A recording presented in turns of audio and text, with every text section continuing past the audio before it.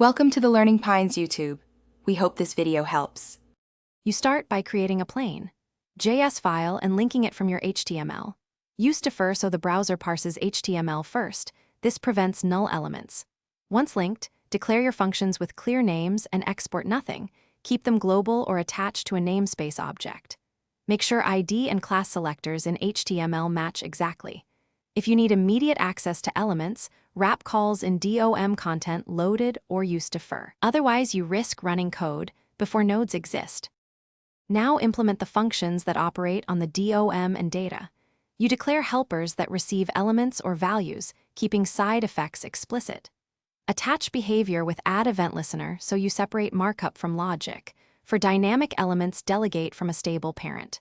When you need parameters, use closures or read data * attributes from the element. This avoids global state. Once done, test calls in the console to ensure functions exist and produce expected return values before wiring more events.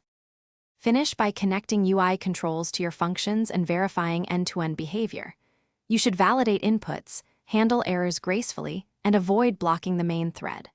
Once the UI responds correctly, optimize by reducing reflows and bundling the script for production.